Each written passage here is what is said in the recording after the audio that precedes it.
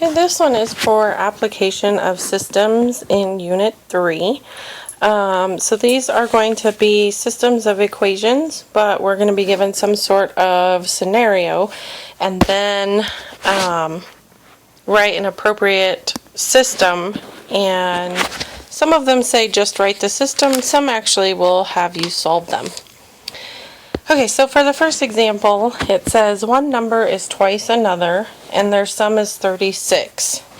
So we know one number is twice another and their sum is 36. So if we make one number x and the other number y, first of all it says sum is 36. So sum means add. So we know x plus y equals 36. And then it says one number is twice the other. One number is twice the other. And so here's your system of equations, and if it had asked, we would go forward and solve this. Another example, one number is 3 more than another. Okay, so again, one number is 3 more than another, and their sum is 41. So that wording, their sum is 41. So x plus y equals 41. Then it says one number is 3 more than another. So more than means plus, so we would have 3 plus x. So again, if they asked us to solve this, we could, but some of your questions will just say to write the system. A couple of vocabulary words to be aware of: complementary angles. So complementary angles mean that there are 2 angles and they add to 90 degrees. So if I was given something like this, and that this angle was x, then the measurement of this other angle would be 90 minus x. Another vocabulary term is consecutive numbers. So consecutive means next to each other. So if the first number is x, the next number is x plus 1. The number after that would be x plus 2, and so on.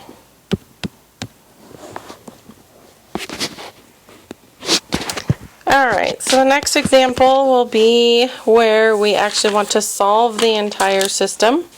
So it says a man invests $5,200, part at 4% and the balance at 3%. Total income for the 2 investments is $194.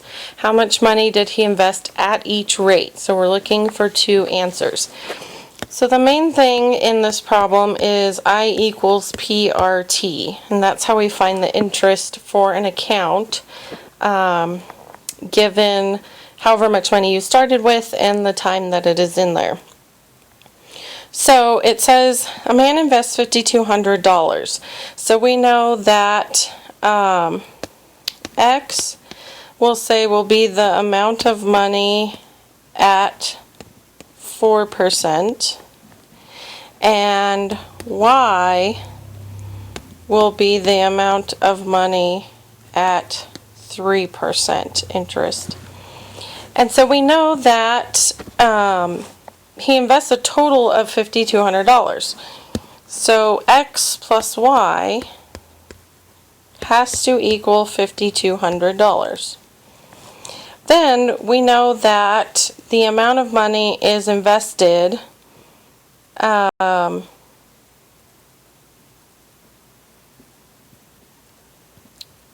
for the same amount of time, but one is at 4% and one is at 3%.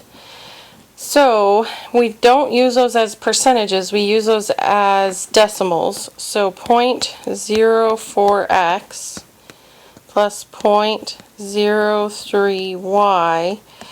And then we know that the total amount of interest from both is $194. Now this is our system of equations, so now we can solve this using either elimination or substitution. If we wanted to use substitution, we might look at this top one and solve it for one of the variables, either x or y. So let's take a look at changing that and making that be y equals 5,200 minus x. Now what happens when we want to use substitution is we know that y is the same as all of this 5,200 minus x. So now in the other equation that we haven't touched, we want to replace the y with all of this. Okay. So we have 0.04x plus 0.03 times what we said was here, 5,200 minus x equals 194. Now we have just one variable in our equation, so we can solve. So we're going to have to distribute the 0.03 throughout.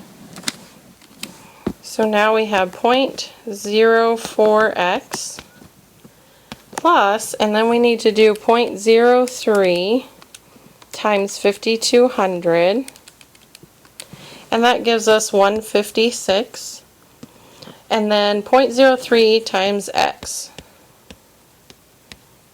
equals 194. Now I leave them working with decimals, but some people like to get rid of decimals and multiply everything by 100 before they start to eliminate decimals. That is entirely up to you. Alright, next we have to combine like terms, so 0.04x minus 0.03x gives us 0.01x plus 156 equals 194. And then we need to subtract 156 from both sides, and we get 0.01x equals, and then 194 minus 156 leaves us with 38. And last but not least, we need to divide by 0.01. And so that tells us x equals 3,800.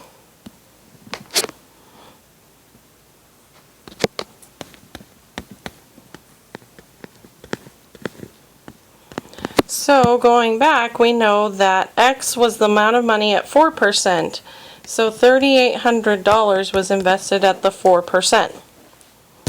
Now if we look at one of our equations that we had, we said that y equals 5,200 minus x. So now we have 5,200 minus 3,800, and that tells us that y equals $1,400. So we are going to, or he invested $1,400 at 3%.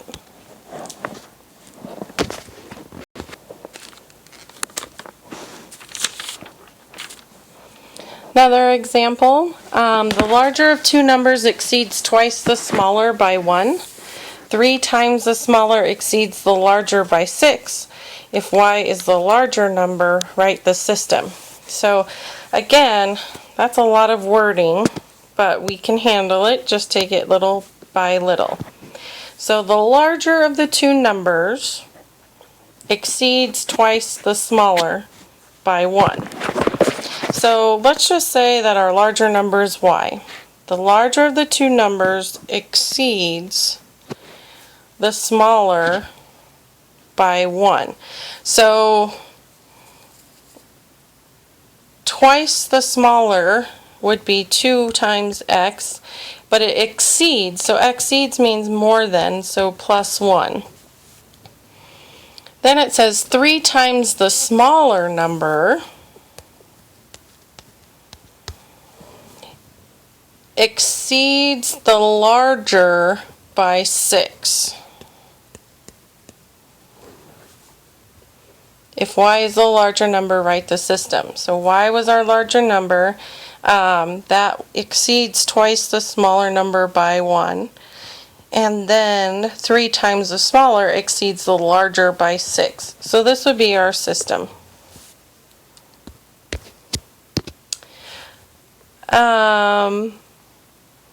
Another example that deals with rate, I just want to point out a couple things.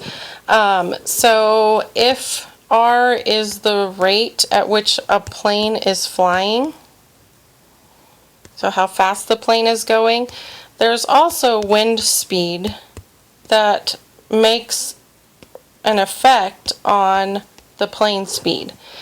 And so the thing I wanted to point out is that if the plane is going with the wind, so the wind is at the plane's back, then we would say that their speed, the plane speed, would be R plus W, because the wind is helping the plane, it's making it go faster.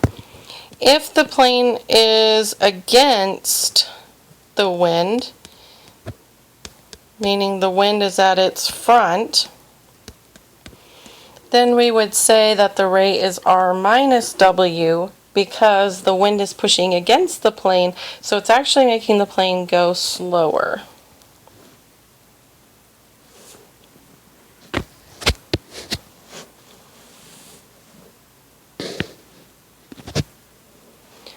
Alright, last example. Melissa and Emily are playing in a pool. They have 3 jars for measuring liters, cups, and pints. Melissa poured 7 cups of water and 3 liters into a pint jar, and it was filled to 9.8 pints. Later, Emily started with 5 liters of water in the pint jar and took out 9 cups of water. The remaining water level was equal to 6 pints. So we want to write a system and solve it.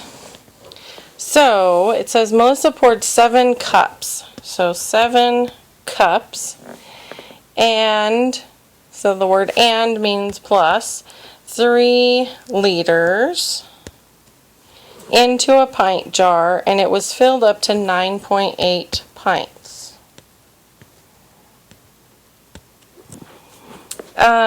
And we don't put pints because since both of them, they're just pouring into the pint jar, that's what we're looking at as that's just the end result.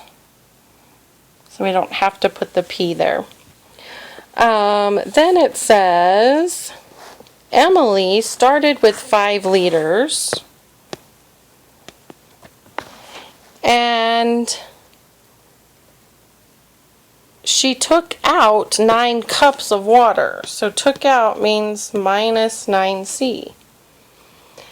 And the remaining water level was equal to 6 pints. So here's our system, and then we can solve it. Again, we can do elimination or we can do substitution. On this one I'm going to do elimination. So if I look at, I'd have to make sure that they are lined up properly. So we would have 7C plus 3L equals 9.8. And then here we have negative 9C plus 5L equals 6. And so we have to look at our C's and our L's, because in order to do elimination, we would have to make sure that when we add these 2 equations together, that one of our variables disappears. So if I look at my C's, I would have to figure out a number that 9 and 7 both go into to use. And then if I wanted my L's to disappear, I'd have to find a number that 3 and 5 could go into. So just to kind of remind you of how I would solve that if I'm asked to solve and figure out the final answer. Again, a lot of these are just to write the system itself. Some of them are solving, which we did a couple of those, but I just wanted to remind you of what elimination was all about. So now that you're done with this recording, you need to call, text, or Skype message me so I can ask you a couple questions about this recording, and you can get credit for the assignment. Have a great day.